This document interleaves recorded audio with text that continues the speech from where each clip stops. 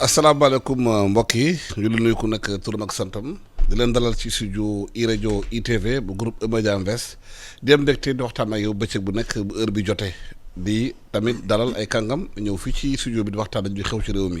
problème chômage bi jeunes yi problème économie bi problème xale yi xamante ne dañuy am diplôme toog du ñu mën a xëy dañu mën a téye seen njaboot du ñu am benn perspective te gis politiciens yi ngànk réew mi di ko yaata yombe. salaamaaleykum Alassane maa ngi lay nuyu d'abord di nuyu suma frère Seydina Ndiaye di nuyu tamit direction rajo bi personnel bi yëpp di nuyu itam rajo auditeurs yi ak téléspectateurs yi ñuy seetaan maa ngi itam yëkkati sama jaal di ko teg si loxo famille victime yëpp ak famille Sénégal yëpp di ko jaale waa Sénégal parce que ñëpp a ñàkk ku si amul doom am nga si jarbaat am nga si nangam donc.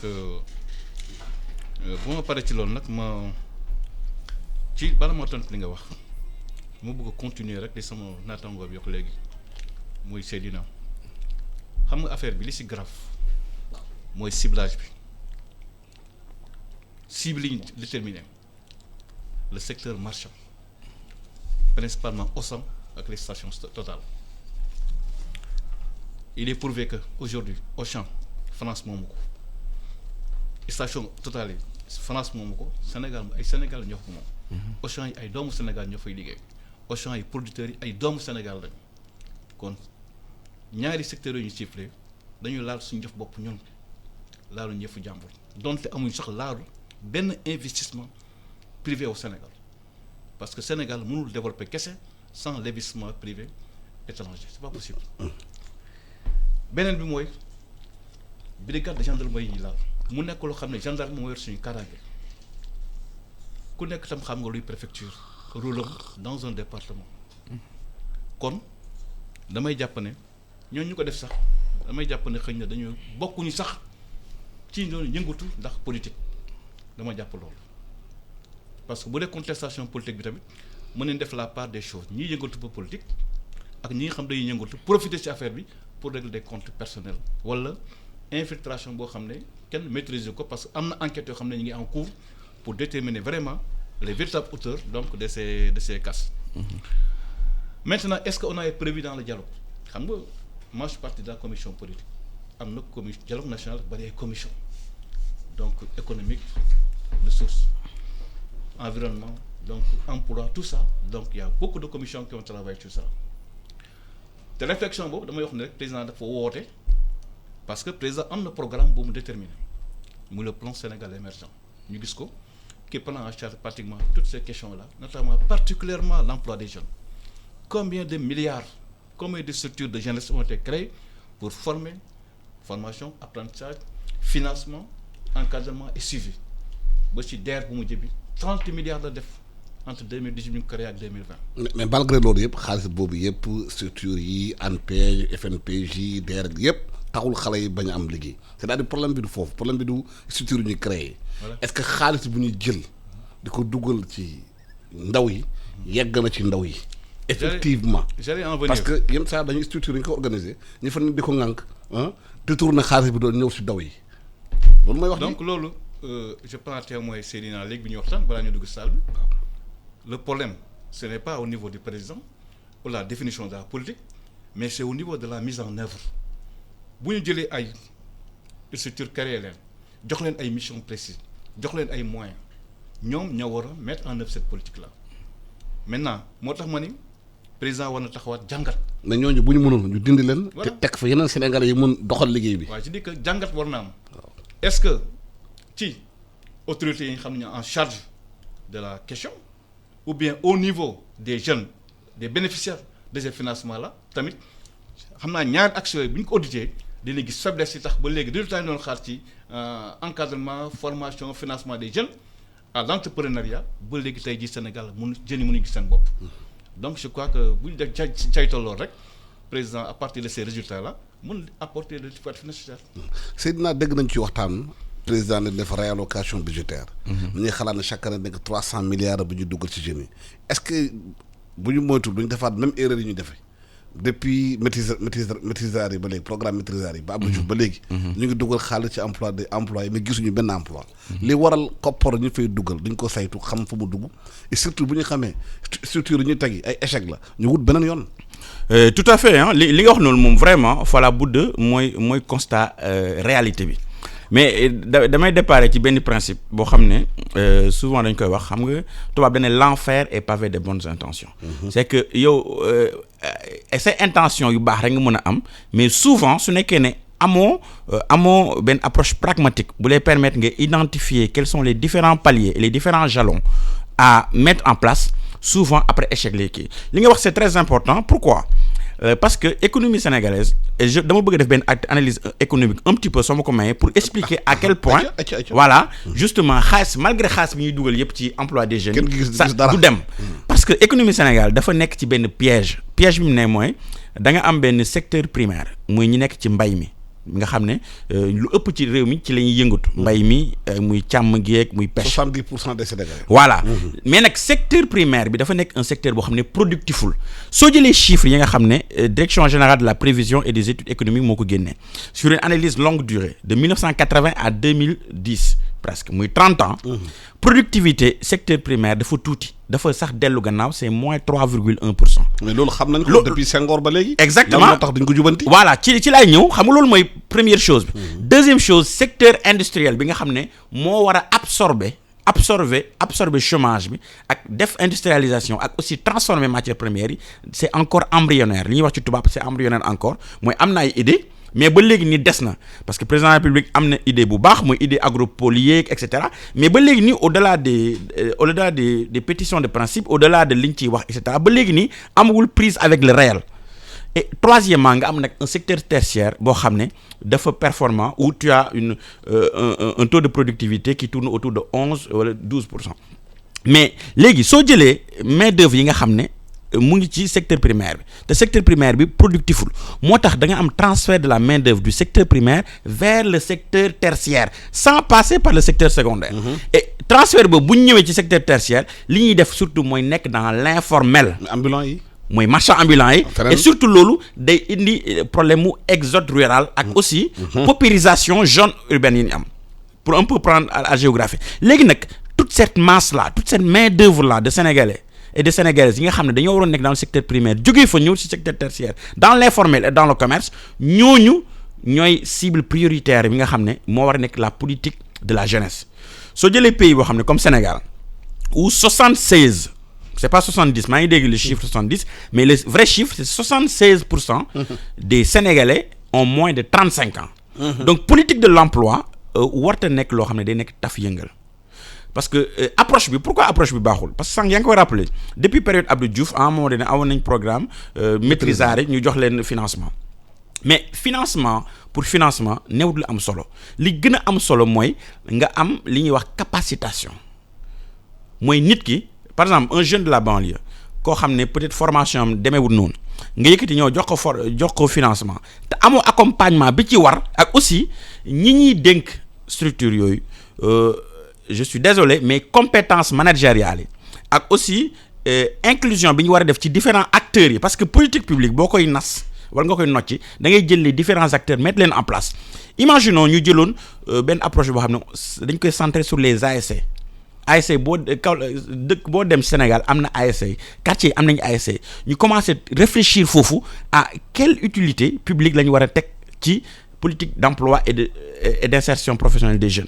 donc loolu premier point la deuxième point bi dëkk mënta développer tant que amul industrialisation parce que secteur secondaire bi moo war a absorber toute cette masse là de jeunes yoo xam ne amuñu liggéey te pour nga am industrialisation il faut que nga am Alsane il faut nga am transformation waaw parce que Sénégal économie bi ni muy demee on ne transforme pas assez mais si tu ne transformes pas assez tu ne peux pas tu exportes des emplois ça c'est le premier point et c'est très bien ensuite deuxièmement tu n'absorbes pas toute la chaîne de valeur et tu n'absorbes pas surtout toute la main d'œuvre qui est là qui est disponible soo xoolee marché tu vois ay plus de mais des dizaines de milliers de jeunes yoo xam ne actuellement ils ont la force de travail mais pourquoi mënuñu liggéey parce que gisuñu seen bopp ci financement yi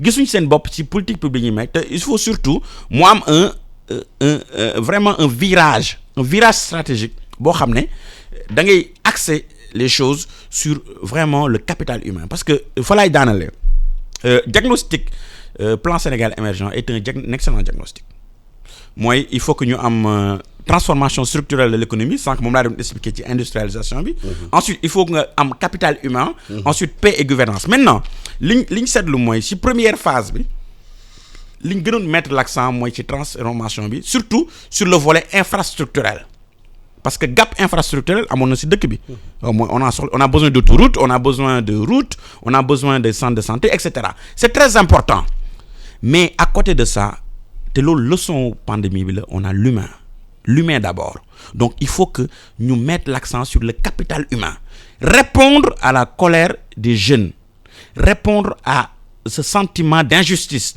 répondre à ce ras-le-bol généralisé sur toute la génération 2000 ba 2000 yoo xam ne 2000 lañ juddu ça fait une génération donc ñoom ils ont un sentiment de laisser pour compte économie réew bi ni muy doxee c'est très bien de mettre le focus sur l'infrastructurel mais il faut à un moment donné aussi qu'on remette l'homme le jeune sénégalais au cœur des politiques publiques pour que réellement mu sentir impliqué wu pour que mu mun a apporter toute sa participation à cet idéal de citoyenneté et de républicain. bon mais Ndiawar li mu wax nii daanaka wax nañ ko waxaat ko xam nañ ko problème bi mooy nu ñu koy changer ba léegi dafa mel ni nit ñi bu ñu Sénégal gouvernement yi dañuy constater yaakaar ne constat bu ñu def rek.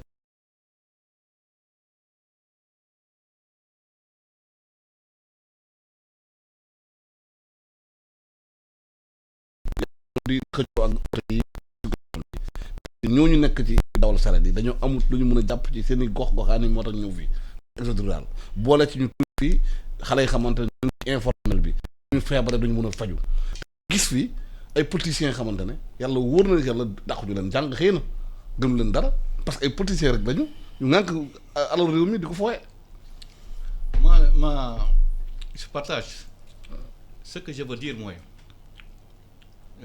lu tax duñ jóge ci wax jëf ñàkku liggéeyu ndaw yi problématique bu rëy a rëy la je crois que régime en place prendre na mesure bi dans toute son ampleur dans toute 2012 ba sa léegi dimension 2012 ba léegi fukki at ak ñaar ce que je veux dire mooy des ay initiatives fortes def nañ ko waaw jurul dara mais les résultats comme le président l'a dit sont insuffisants waaw kay parce que soo xoolee ñi ñëw chaque année dans le marché de l'emploi demandeurs 300 000 demandeurs l'offre de travail se situe aux environs de 85 000 donc il y a un gap de plus de 215 000 demandeurs d'emploi qui ne sont pas satisfaits c'est un problème li ngay wax ci Dakar parce que il faut ñu rééquilibrer waat encore suñu repeuplement suñu peuplement il faut ñu xool ko mooy politique de fixation donc des jeunes dans leur terroir moo tax politique bi président initié ci agropole yeeg pôle économique yooyu yëpp c'est pour développer dans ces pôles là des activités économiques financières yoo xam ne dina mën fixer jeunes yi ñu nekk foofu c'est des solutions qui sont préconisées je dis que depuis 2012 soo xoolee suñu croissance parce que croissance mooy li nga xam ni moom la ñuy am ci li ñuy gagner pour mën ko redistribuer mooy wane ne comme ci réew mi ngi dox. mais boo demee Géejawaay wax maire bi jaay caaf croissance xamul luy croissance gisu ko. waaw je dis que en tout cas croissance bi xam nga dañ koy wax nii rek c'est un indicateur économique waaw pour attester de la bonne santé d'une économie. donc depuis 5 ans je dis Sénégal mi ngi tourner autour de 5-6%. ana croissance bi ci Sénégalais yi donc 5-6%. ana croissance bi ci Sénégalais yi donc soo xoolee loolu mooy dañ ko war a redistribuer ni ñu koy redistribuer mooy ci en tout cas investissement yi def prise en charge par exemple question emploi prise en charge waxoon naa fi keroog ngay yëngal la question de la bourse familiale c'est extrêmement important c'est 100 000 francs pour des personnes yoo xam ne pauvres amuñu ko mën nañ ko wax lu ci mënti nekk mais ñi koy jot boo gisee chaque jotee bu ñu ko jëli ji xam ne ñooñu jiite woon nañ ko emploi jeune ñooñu xam lu ñu soxla ñoom. bourse familiale bi mu nekk benn activité xam ne dina tax ñoom ñu génn ci bourse familiale bi. waaw xam nga loolu toog rek. xam ne naa la en 2012 président mi ñëwee bi mu constaté loolu. assistanat bi xoolal d'urgence en attendant mu développé politique am bi nga xam ne mooy mën tax ñu génne assistanat dem ci prise en charge auto prise en charge auto emploi pour les jeunes mooy loolu c'est une solution boo xam ne temporaire tout de suite il fallait donc calmer donc cette situation là.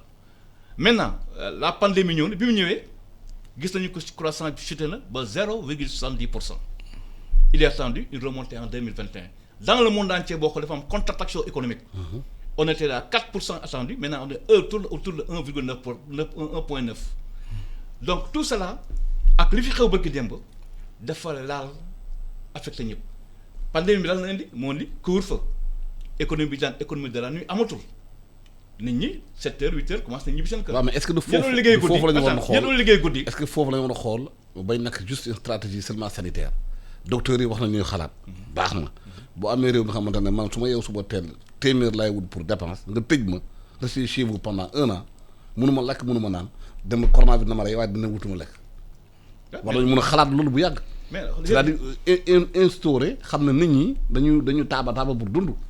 boo leen tëjee dañu toj dëkk bi. xam nga nee naa la couvre-feu bi. C'est un moyen de lutte contre la propagation de la pandémie. waaw partout dans le monde. Même je ne parle pas de couvre-feu en France digital, mais je parle de confinement. Oui, mais France ou Sénégal. De confinement, non, je dis. France, économie Sénégal. France, nous avons joxe ay allocation pour ñu toog seen kër. Sénégal mënu ko joxe. damay wax ne bokkut. damay wax ne xool dama ni solution économique c'est que solution pandémie ñëpp jàpp nañ ne confinement la jàpp nañ ne couvre-feu la jàpp nañ restriction de liberté la mais jàpp nañ également accompagnement financier et économique des ménages et des entreprises. Mais boo ko amulee léegi nag. Et beaucoup de xool si c'est fait. Le président 1000 milliards. Les 1000 milliards qu'on a sorti. 1000 milliards jeex na bu yàgg. eggul 1000 milliards qu'on a sorti. eggul xoolal jàppale nañu ménages yi jàppale nañu secteur industrie yi entrepreneur yi jàpp nañ leen. Mais 1000 milliards yi am nañu entreprise yu toog ba léegi gisuñu ñaar dërëm. Non. Ah oui lu leer laa la wax. Non c'est bon de les ni nga koy waxee ni nga prouver ko aussi. ñu xam ne baax. En tout cas la politique.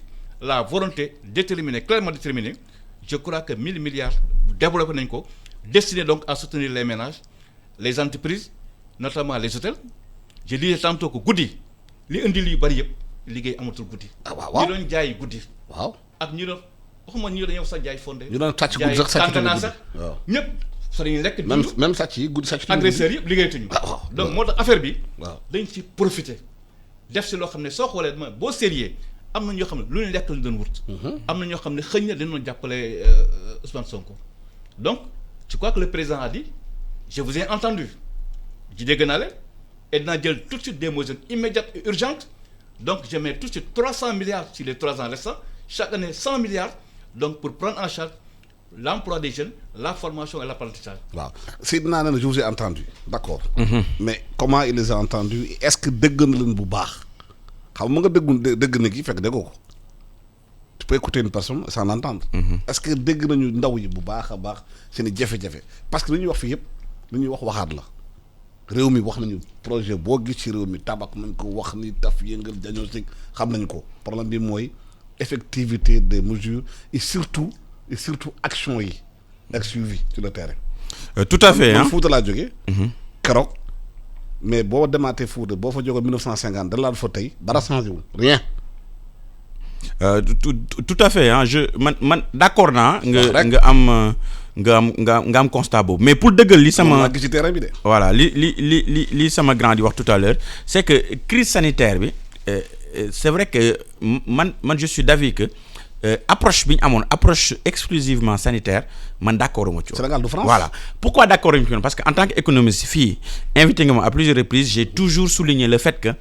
Et loolu je ne le dis pas c'est l'Agence nationale de la statistique et la démographie qui le dit Sénégal activité mooy ñiy yëngatu 97%. Mais je dis bien 97% des Sénégalais sont dans l'informel.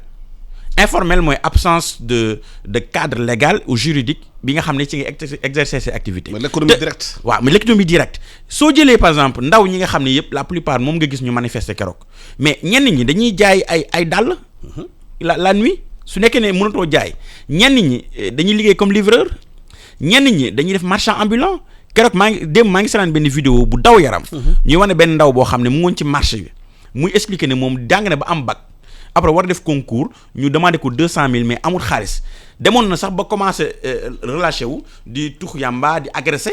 mais après ci la yeddaat boppam xam ne lii jëmul kër mais perspective parce que il faut vraiment mettre les mots sur les mots MAUX mooy dafa am un mal-être de la jeunesse parce que mënoo nekk dans un pays boo xam ne jeunesse bi actuellement dafa écartelé entre un sentiment de mise à l'écart mooy mag ñi dafa mel ni dafa am benn gérontocratie boo xam ne mag ñi mooy ñi am plus de 60 ans ak ñu ko ëpp ñoo téye nguur gi di ko gérer sans tenir compte ñoom seen i aspirations. mais xoolal loolu première chose. boo xoolee ñu wër Macky Sall rek nga xam ne Macky Sall jeune la c'est vrai mais vieillard ñoo ko wër. Ah dommage constat boobu Sénégalais yu bëri def nañ ko je vous laisse la paternité mais toujours est-il que il faut que mu am parce que munoo changer système changer les hommes. C'est clair. Voilà pour nga am une bonne approche ci politique d'insertion et de formation et de création d'emploi pour les jeunes il faut nga am ay compétences jeunes. compétences jeunes yoo xam ne dañuy jógee sur le terrain am le bon la bonne remontée d'information. xam jeunesse bi tamit nu muy respirer. Exactement fa laa naroon dëkk parce que tout à l'heure maa ngi def analyse bi un peu parce que man j'aime bien que à un moment donné aussi qu'on s'élève un petit peu au-dessus de la mêlée. Sénégal problème jeunes yi aussi il faut aussi avoir le courage de dire que jeunes yu bëree il leur manque le know-how mooy li ñu naan les compétences clés yu nit war a am pour mën a liggéey tout le besoin de formation et de vraiment d'encadrement sur le capital humain. mais gis nañu aussi benn point ba mu importance gis nañu aussi fi ay jeunes. ñu jël leen duggal leen ci nguur gi ba duggal leen ci direction yi dañu yàqamti tamit toje xaalis bi c'est-à-dire ay jeunes lañu. mais bu ñu ñëwee enrichissement moo la intéressé. du liggéey loolu c'est un point important. mais c'est parce que bu ñu nommee jeune nga xam nga ñëw dox la responsabilité yow xalaatoo yow en tant que jeune ni ngay liggéey ay affaire avancé. mais ni ngay jëlee caisse bi ni ngay def ay marché wut ay commission loolu problème la aussi. loolu ça pose le problème de l'éthique et de la bonne gestion des ressources publiques. Oui. Mais toujours est-il que problème bi man je le prends par le bout de l'éducation. parce que sànq maa ngi koy wax tout à l'heure dara gën am solo capital humain.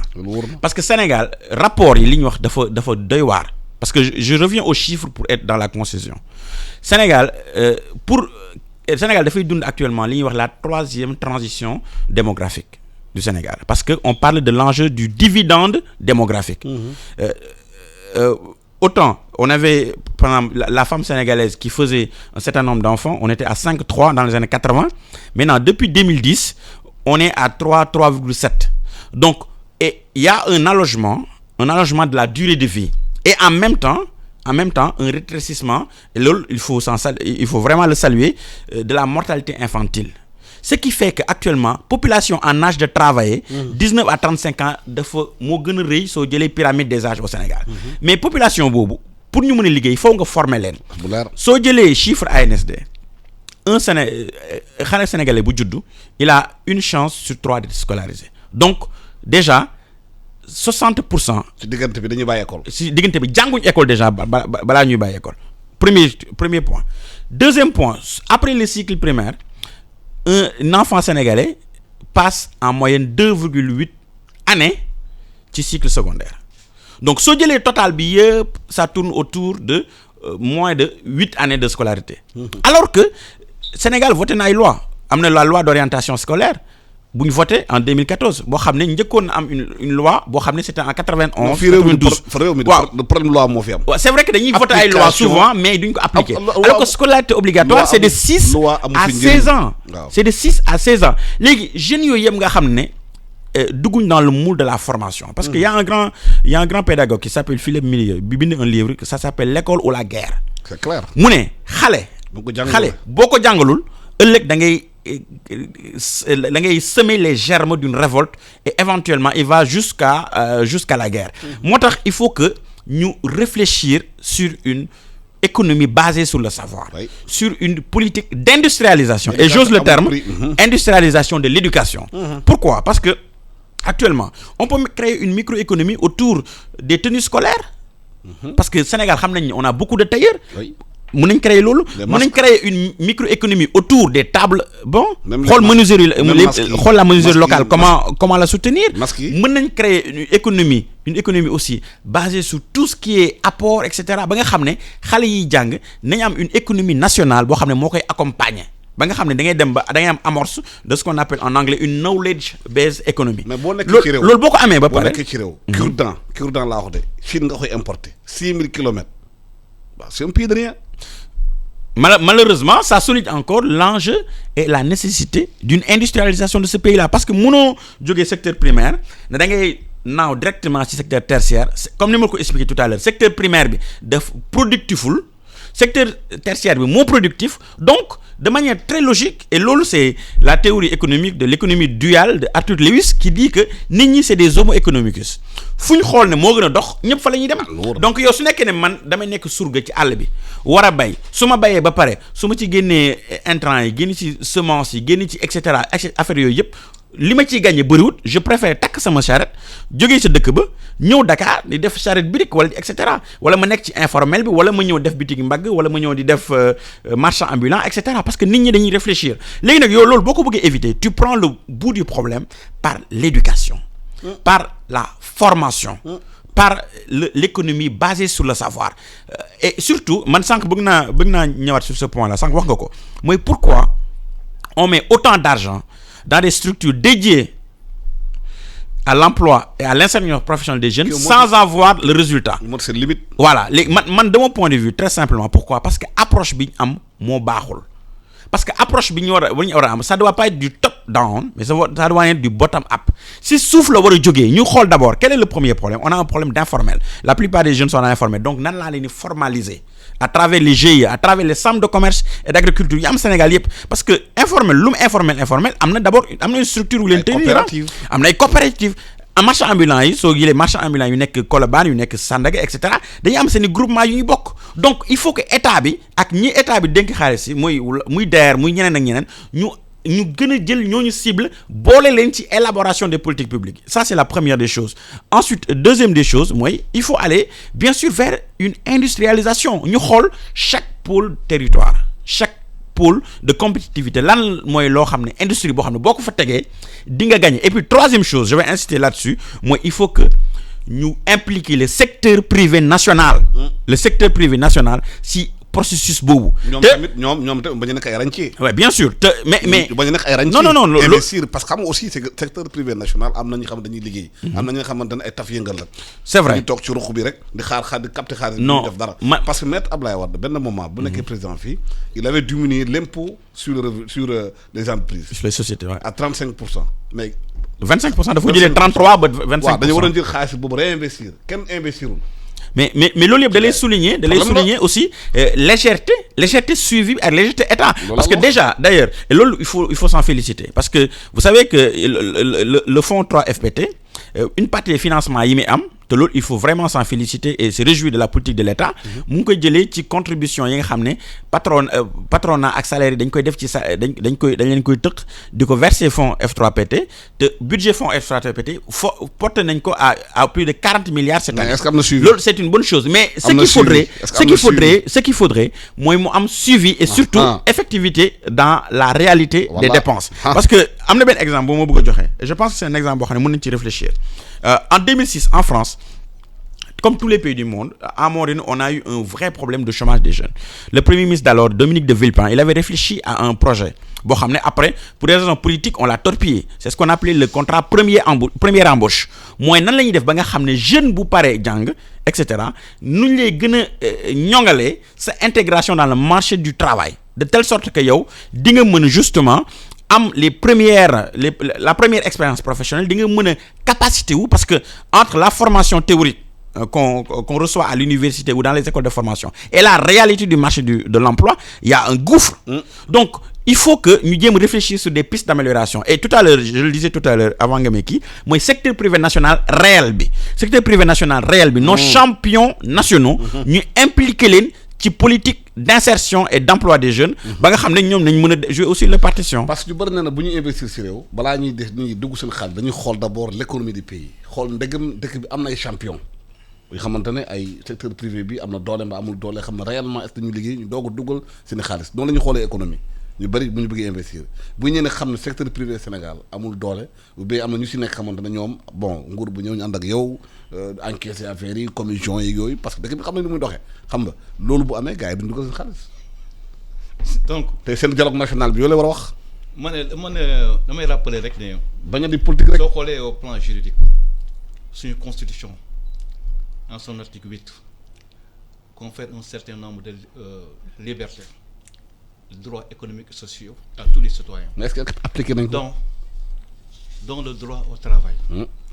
kon lii ndaw yi di laaj dañ ko am constitution moo leen ko may. danañ ko appliqué. les réponses. En tout cas, il y a une convention entre l'État et les promoteurs, les employeurs privés, pour la promotion de l'emploi des jeunes. Moi, une question, le texte de la collègue. Il est attendu que la convention bobu des formations, des apprentissages, préparer les jeunes diplômés à un emploi efficace pour améliorer leur capacité professionnelle. Des promotions, des stages, apprentissage, contrat de solidarité, contrat de désamage. Mais est-ce que réellement amna? Je dis que c'est un dispositif qui est là. Est-ce qu'il est appliqué? Le problème, c'est l'efficacité de ces mécanismes. C'est ça le problème. C'est le problème important sur nos capitaines d'industrie. Est-ce que véritablement ils le sont? C'est une question. Voilà. Mais en tout cas, dans mon pays pour un investissement, pays pour mon développement, il faut la paix sociale, il faut de la stabilité. Ce n'est pas dans la casse, dans la vandalisme que nous avons emploi. Au contraire, on détruit. Nous avons des Sénégalais qui ont parce que on détruit l'emploi alors qu'on ne crée pas. Donc, nous avons une manifestation. Maintenant, là, nous avons pour régler le problème. Pour régler le problème. Bon, pour régler le problème, les tâches de parce que nous avons sonn ñenn ñi xam ne gisuñu seen bopp am na motivation même d'une justice. parce que doomu Alassane Samba Diop bu dee pauvre la bu ñu ko debee yóbbee fii kii dañ koy tëj doomu gars yi yore moo ne fii ci réew mi dañ koy négocier loolu am na ci réew mi bëri na. man gis naa ay gendarme dama lay wax gendarme Fuuta rek booy ay xale yu ndaw topp auto gendarme rek topp ko parce que mënuñu gis daawuñu gis auto gendarme di yuuxu gendarme gars yi gaare auto ñu di mbéj xale yi fi ñu ko teg. C'est des injustices. C'est ce qui crée les trucs. Donc je disais que je ne réew mënu loo ko tabax. waxal ci loolu. li ma la posé lan laa bëgg. injustice yi waaw. mais moi je dis c'est des actes à déplorer. Est-ce que c'est tous les gendarmes qui se comportent comme ça? Pas tout le monde, pas tout le monde. Donc dans toute corporation. Mais si ces gens d'actions sont sanctionnés, sous la population doit me rassurer. Bien sûr, tu dis que la gendarmerie, la police, l'armée, ils sont au service donc de la République. La protection de nos frontières, la protection de notre sécurité publique. C'est des populations. Ressort. Des populations d'abord. Voilà. Donc je dis que des populations, la République implique tout le monde. Ouais. Donc je disais que donc, ce fait je crois qu'il y a beaucoup de sanctions qui sont faites. Les gendarmes, on peut parler de corruption dans la rue, etc. Moi, je me dis qu'il faut que les gens puissent faire des choses. Il y a des gens qui manquent des choses. La crise politique, la crise politique, comment vous régler? Crise politique. Wow. En tout cas, ce que je peux dire, moi, le président l'a évoqué dans son discours. Il y a un dialogue politique, la commission politique, une commission représentative de tous les partis politiques du Sénégal. L'opposition était représentée, il n'y avait que le PDS. Moi, beaucoup de discussions. Mais est-ce qu'il faut voir au Sénégal? Il faut. Je dis, PDS, après, il demande même ça à entrer sur l'audit fichier. Vous savez, l'élection, de forme importante, c'est l'élection. Élection, moi, il y aurait pouvoir. Mais l'élection, il y a une élection de député, élection locale. Mais il y a une maire, c'est un mandat de j'en viens. J'en viens. Dans l'année, pour le président, il y a une tradition, la commission politique, chaque année d'ailleurs, concertation pour évaluer des élections, pour préparer des élections. Mais il faut avoir des élections à date fixe. Je vais dire ça. Je vais dire.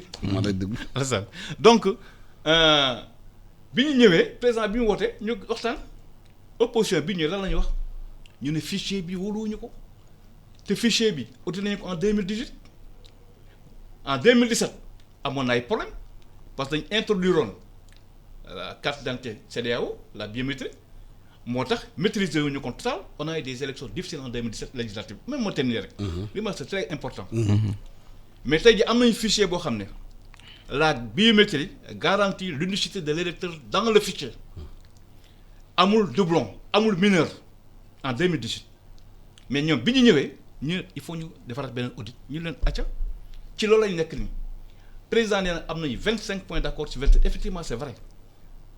amuñ quasiment désaccord la ñu am. waaw mais xam nga image bi ngeen di renvoyer yéen def politique Sénégalais yi mooy ndaw yi leen seetaat yéen pour ñoom yéen ñëpp benn ngeen c'est-à-dire politique ñu nekk pouvoir nekk opposition da ngeen di passé affaire yi rek kii day dugg fi tey nekk pouvoir demee nekk opposition ngeen di passé affaire yi base communicale. mais ku ci ñëw rek xarab keneen. mais passante baax na su fekkee ne c'est des alternances démocratiques. mais passante bii nag. dañoo war a dafa war a am. waaw d'accord waaye mais alternance démocratique c'est les mêmes têtes qui tournent. parce que c'est le système qui permet alternance changement di am ñii di dem ñii di ñëw. wala ñëwaat mais le système doit permettre à faire aspirer des jeunes yi mën a dugg ci politique bi mën a ñu bokk ci réew mi. mais jeunes yi ci politique bi. mais pas yi ñu gis fii ñoom ñoo fi nekk depuis 40 ans. c'est les mêmes qui tournent. loolu nag c'est un autre débat. c'est un constat mais ce que je veux dire daal mooy c'est un constat. ce que je veux dire daal mooy. parce que xanaa doon retraite. gis nga la ma la wax lu ñu discuter ci commission politique bi c'est pas question élection kese on a parlé de liberté de droits humains on a eu des accords substantiels yoo xam ne parce que le président s'est engagé à les traduire en mesures réglementaires et législatives et réglementaires. Quand le rapport le parvient bu ñu paree. il nous reste encore à terminer le fichier. C'est une période d'encore 120 jours ak évaluation processus bi c'est-à-dire élection locale ñoo ko demandé ñu renvoyé ko mais mënoo ko envisager soo xoolee boo tebee compte à rebours toutes les opérations yoo nga def yëpp ba élection bi au plus tôt mars avril la ñu ko mën tenir. techniquement lay wax politiquement nag tout est possible on peut contracter les délais pour aller vite à cela mais li ma lay wax ni daal c'est des accords yoo xam ne extrêmement importants te lii dafa jar sax un débat ñu toj ko accords yu ñu am. je crois que depuis l'histoire du Sénégal xëy na mosu ñu am accord yu mel nii wax naa ne élection mooy joxe pouvoir élection mooy tas dëkk. élection mooy jàmm si dëkk. comme ñun am nañu li tey jii. bu ñu ko président traduire ñu sàmm ko ñun ñëpp je crois que mën nañu commencer am jàmm si sa. waaw mais jeunes yi dañu am rupture de confiance. ak homme politique sénégalais yi. dañoo constaté depuis 40 ans c'est les mêmes têtes qui tournent autour du pouvoir bi da ngay nag opposition tey. su boo ñu fàll nga dugg pouvoir bi ou bien ñu capté la nga dugg ci machine bi nga naan lépp rafet na soo génnee nga ne dara musul baax jeunes yaa ngi toog di seetaan loolu. ils ne sentent pas ñoom inclus dans la démarche ou bien la marche du pays. Tout à fait je suis parfaitement d'accord ak loolu te surtout xam nga ñii politique li ñu war a jël en compte mooy le Sénégal a changé.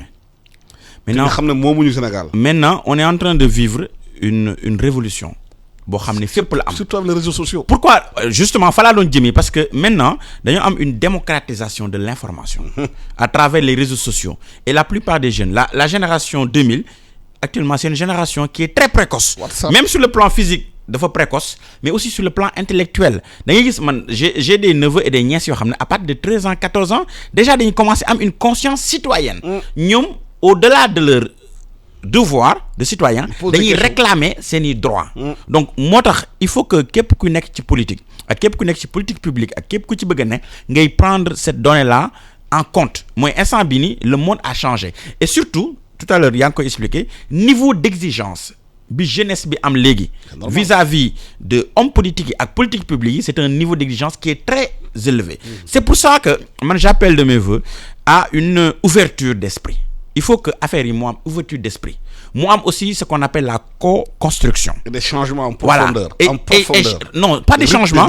Moi je dis pas changement. Justement, moi j'opte pour des ruptures mais dans le fond. En profondeur. Dans le fond, dans le profondeur. Tout à l'heure ñu ngi koy wax ci wàllum financement des jeunes.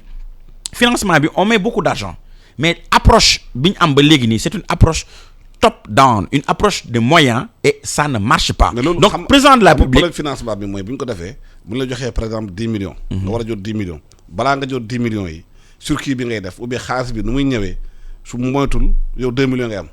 Ça aussi c'est un autre problème mais même. Parce qu'il y a une chaîne de corruption peut-être c'est kii bi di lekk xaalis bi. Ça je peux admettre ça et puis am c'est un autre sujet. Mais un toujours problème. mais bien sûr loolu kay organisme internationaux yu bëri souligné nañ le fait que corruption bokk na ci loo xam ne day tax politique publique duñu am jeexital parce que entre ce qui est déclaré entre ce qui est voté ce qui est budgétisé et la réalité de l'investissement sur le terrain souvent c'est un grand gouffre te loolu li ko mën a justifier mooy tous les paliers bi nga xam ne tout à l'heure expliqué nga ko mais toujours est-il que man nga am sa dossier benn fonctionnaire wala ko traité teg sa dossier de xaal nga jox ko dara xam nga loolu du yoon et puis les pays déjà. ça ñu may dëgg xam nañ ko ñu ngi ci bureau yi. ça c'est vrai que loolu c'est problématique. mais xam nga loolu bien sûr xam nga aussi c'est ça aussi qui fait un peu quand on a le recul loolu mooy un peu la chaleur d'une petite révolte ou d'une révolution c'est que les gens mettent sur la table tous les problèmes etc. et il faut peut-être y aller de manière crescendo graduellement xam nga tous les problèmes on ne peut pas les régler d'un coup man je pense que l'essentiel actuellement les deux défis sur lesquels le président de la République est attendu ak surtout képp kuy def politique ak aussi à l'aune vraiment de l'accès de fièvre qu'on a eu cette semaine dernière les deux défis pour man du point de vue économique le premier mooy ñu traiter la question de la jeunesse et de son mal-être premier point deuxième défi bi gën a am solo pour man mooy ñu amorcer benn virage stratégique dans le développement du pays en mettant le focus sur l'industrialisation, sur la transformation structurelle du secteur primaire et sur l'amorce d'un secteur secondaire boo xam ne dañ koy yokk parce que Alassane de manière très simple résumé encore une fois pour que mu clair dans la tête des auditeurs et des téléspectateurs la plupart des jeunes sénégalais yi nga xam ne amuñ liggéey secteur primaire lañ jógee muy agriculture muy pêche d'ailleurs pêche qui est très sérieux la pêche fait vivre beaucoup de Sénégalais et figurez-vous avec les récents accords de pêche qu'on a signés avec l'Union européenne on a presque 45 bateaux européens yuy pêcher 10 000 tonnes etc. les plus thon et puis presque 2 000 tonnes de merlu pour benn contrepartie financière de juste 15 milliards te loolu organisme yu mel ni Greenpeace ak ñeneen dénoncé nañ ko. donc war nañu mën ubbi usine fii. exact tefes yi mais transformé fi def fi sardine def fi lépp balaa ñu ko exporter. mais loolu laa la expliquer. explication mooy la plupart des jeunes yi nga xam ne dañoo waroon liggéey ba bëgg a liggéey ñii ci mbay mi ñii ci sàmm bi ñii ci napp bi c'est parce que secteur boobu dafa productiful moo tax ñu jógee fa tëb secteur secondaire bi nga xam ne excité wut. dem ci secteur tertiaire. bi nga xam ne c'est des emplois qualifiés te comme amuñ qualification. Ils sont obligés de verser dans l'informel, dans le commerce, etc. C'est ce qui fait que avec la pandémie de Covid-19 et sans expliquer nako pour stopper propagation bi les différentes mesures qui ont été adoptées mooy couvre-feu, confinement, etc. Mais couvre-feu bi ñooñu lay gën a impacté. Looloo tax nag mu am ce ras-le-bol généralisé là looloo tax ñu am vraiment le couvercle de la marmite qui a sauté parce que les gens à un moment donné dañoo dem ba nga xam ne c'est une source de revenu ak fi ñu waroon jëlee alal ak koom-koom doxatul. léegi nag la solution à ça mooy nga xool d'abord le problème à la racine. Ensuite nga xool comment traiter socialement l'informel comment élaborer les politiques publiques comment faire de telle sorte que investissement yi ñuy def ci DER ak financement et tout ça ñu changer approche parce que instant bi on est obligé de changer d'approche et surtout j'insiste sur ce point de changer d'homme. Oui. Ça c'est vraiment quelque chose de très important. dans l'urgence ñu bëri nañu couvre-feu bi dañ ko war a dindi complètement musiciens yi commencé tëgg seen musique ñu def ay mesures barrières renforcer ko surtout ñu baral vaccin yi ci quartier yi ci mairie yi ci écoles yi ci mbedd yi dem sax ay vaccination itinérante ñuy vacciner Sénégalais yi partout ñu ubbi économie ni ñuy dox ñu war a dox guddi dox suñu guddi ñu war a def xam nga ñi nga xamante ne ñi nga xam ne dañu dugg ci baar yi mandi mun a respirer mandi parce que seen droit la. C'est les Sénégalais aussi ils ont le droit. C'est vrai. Wow. Moi je dis que vraiment depuis que il faut saluer l'effort du président. Le Sénégal fait partie des 4 pays africains à avoir commencé à acquérir la vaccination. war na bar.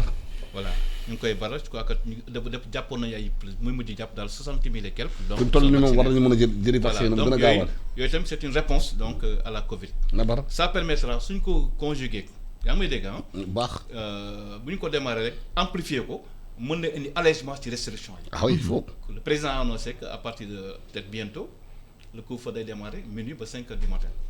Peut-être après très prochainement complètement on va supprimer le couvre-feu. Ah, il faut. Parce qu'il y a une économie de la nuit qui ne tourne pas. Ah oui. Et ñooñu c'est des Sénégalais qui comptent et plus majoritairement c'est des jeunes ñoom ñoo wàcc sur mbedd mi tey jii pour di laaj lu ñu dundee artistes yi wax nga ko mais le tourisme affecté. les transports aériens est sévèrement affecté. ñooñu parce que am na boo xoolee secteur par exemple y a des secteurs yoo xam ne qui ne sont pas affectés du tout ñu ngi rouler ñi xëy matin 8h ba 16h ñu ngi liggéey normalement mais soo xoolee secteur tertiaire bi la affecté muy le tourisme l'hôtellerie. te fa la Sénégal gën a bëri ah. fa la Sénégal gën a bëri artistes yi nga xam tamit. war nañu def seen prestation. ah oui ah lamb yi également. y a des mesures yoo xam ne tey jii mesures barrières yi ñu war def ñu ngi si réfléchir xale yi toog nañu bëreewuñu loolu tam amatuñu lu ñu yóbbu seen kër mbër yu mag yi sax amatuñu waxtu ma mbër yu ndaw yi. kon vraiment moi vivement je dis que il faut que ñu baral vaccination bi pour mun toucher une dem ba ay immunité collective. Ça permettra très rapidement de permettre de libérer l'économie et de libérer tout le monde. waaw temps bi jeex na nag de maa ngi war a gërëm di leen sant. di gërëm Seydina Alioune Ndiaye. économiste tamit xam-xam ma ci mbirum économie mbirum réew mi ni muy doxee ne membre club Sénégal émergent di gërëm tamit Ndiawar Paye di membre du dialogue national di ñaanal réew mi jàmm ak salaam di ñaan ñi jiite réew mi ñu gën a gaaw ci mesures yi surtout ci changement yi surtout ci rupture en profondeur yi. pour ndaw yi mun a gis seen bopp yorin réew mi ñu la gërëm di leen sant jërë ngeen jëf. ok merci. Oh mais boy. ah grand frère